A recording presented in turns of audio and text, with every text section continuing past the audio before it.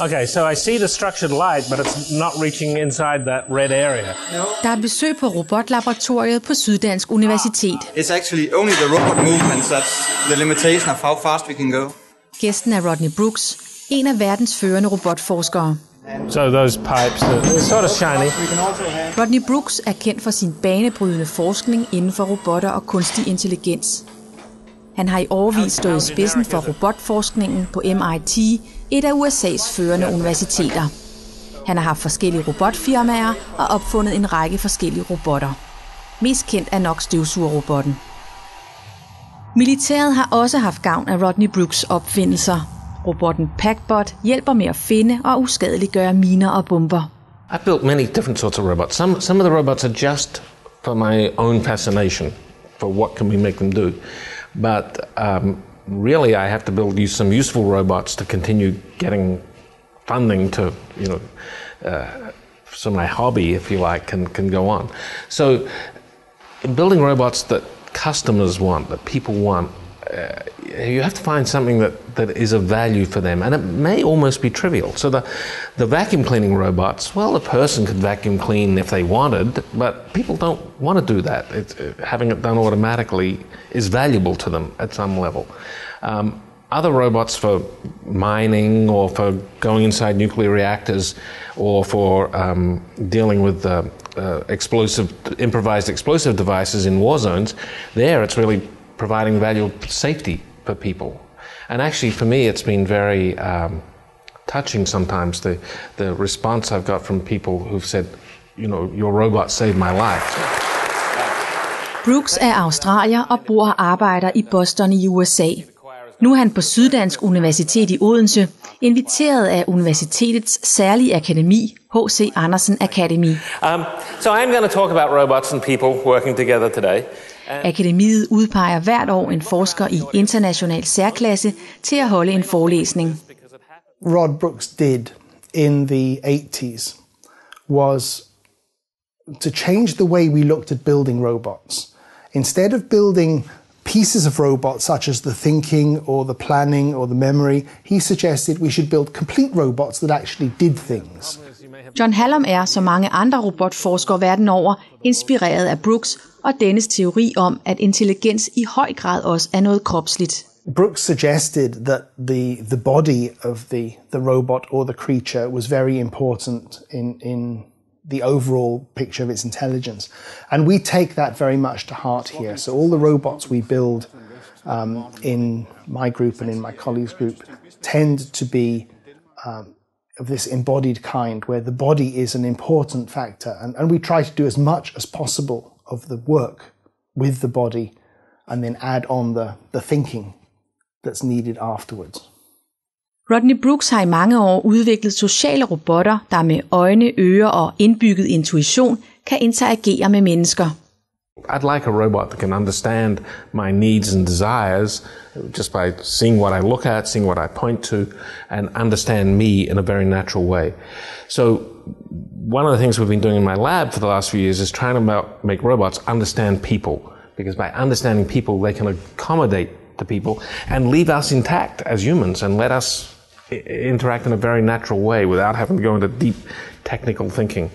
So for a robot physically to interact closely to a person, I think it needs to understand our facial expressions, our eyes, our motions with our hands, just as another person infers so much from being close to us and seeing what we're doing.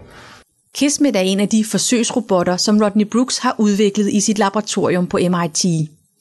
Via kameraer og mikrofoner reagerer den på hudfarve og bevægelser og kan simulere følelser. Some of our robots, one in particular, Kismet, has what we call a model of emotion. Now, we might say it's actual emotion, but I think people are more comfortable if we just say it's a model of emotion, and it has emotional interactions with people. At what point does a model of emotion become real emotion? And in interacting with the robot, even people who built the robot, feel the emotion of the robot for at least a few seconds or maybe a few minutes. What if they felt that emotion for a year? Would then that stop being a model and be an actual emotion? I think that's a philosophical question, which in a sense doesn't matter. It really is the experience that we have that's important rather than the definition. Kismet har givet værdifulde erfaringer med sociale robotter, der interagerer med mennesker. Men der er stadig lang vej endnu, før robotter bliver som os. Since I think we are machines, in principle we could make machines just like us, or as smart as us, or understanding of us. In principle, I think there's nothing extra that we need to put in like a soul. But whether we humans are smart enough to make robots like us is a completely open question. We may never be smart enough to build them, even though in principle I believe they could be built. Can I touch? Sure. For et par år siden trak Rodney Brooks sig tilbage fra universitetsverdenen. I dag arbejder han i sit firma Heartland, der bygger intelligente og hurtigt opfattende robotter til fremstillingsindustrien. Derudover rejser han verden rundt for at møde andre robotforskere og følge udviklingen inden for robotteknologien. I think there are three thrusts happening in robotics right now. The first is robots to sense the environment. Robots, underwater robots, ocean-going robots, remote sensing robots, because we really need to get more data to understand global warming, pollution, etc. And we need lots of robots out there collecting that data. A lot of companies are growing up to do that. The second area is in manufacturing, making manufacturing workers more productive by giving them better tools, giving them robots that they can use directly and become more productive. And the third area is in general area of healthcare and welfare for the elderly.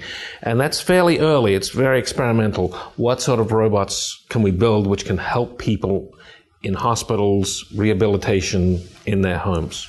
So those people, older people, me and my cohort, Ifølge Brooks er en stor udfordring for robotteknologien de robotter, der skal hjælpe ældre mennesker. Behovet for den type robotter er stigende, eftersom der bliver flere ældre, men færre hænder til at forsørge og hjælpe.